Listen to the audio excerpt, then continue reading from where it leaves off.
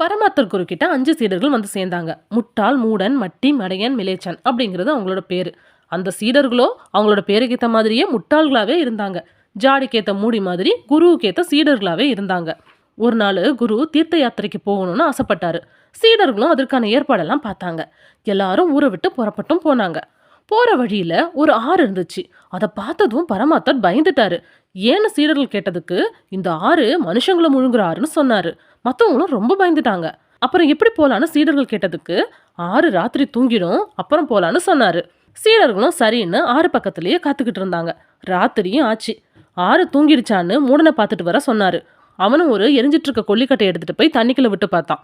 உஸ்ஸுன்னு சத்தம் வந்துச்சு. ஐயோ அப்படின்னு கத்திக்கிட்டே குரு கிட்ட வந்து சொன்னான். குருவும் பயந்து கொஞ்ச நேரம் கழிச்சு போய் பார்க்கலாம் அப்படின்னு சொன்னாரு. எல்லாரும் சத்தம் போடாம காத்துக்கிட்டு இருந்தாங்க. அப்புறம் மிலேச்சன் அனுப்பி ஆறு தூங்கிடுச்சான்னு பார்க்க சொன்னாரு. அவனும் ஆத்து பக்கத்துல போய் மூடம் தூக்கி போட்ட அந்த அணைஞ்ச கொல்லிக்கட்டைய தண்ணிக்குள்ள விட்டு பார்த்தான். இப்போ சத்தம் வரல. அப்புறம் எல்லாரும் பயந்துகிட்டே ஆத்த கடந்து மறுபக்கம் போனாங்க. அப்பவும் குருவுக்கு ஒரு சந்தேகம். குரு அவரை விட்டுட்டு மத்தவங்கள எண்ணி பார்த்தாரு. 5 பேர் தான் இருந்தாங்க. ஐயோ, ஆறு ஒரு சீடனை முழுங்கிடுச்சுன்னு கத்தி புலம்புனாரு. மத்தவங்களும் அவங்கவுங்கள விட்டுட்டு தான் எண்ணி பார்த்தாங்க.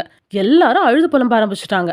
இதையெல்லாம் பார்த்துட்டு இருந்த ஒரு வழிபோக்கரு அவங்க பக்கத்துல போய், நான் ஒரு மந்திரம் போட்டு ஆறு முழுங்கின சீடனை கொண்டு வரேன், அதுக்கு பதிலாக எனக்கு பணம் வேணும்னு சொன்னாரு.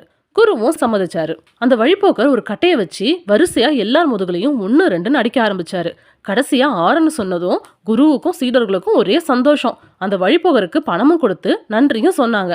அடி வாங்கின வழியில எல்லாரும் மறுபடியும் அவங்க மடத்துக்கே திரும்பி போயிட்டாங்க. தேங்க்யூ.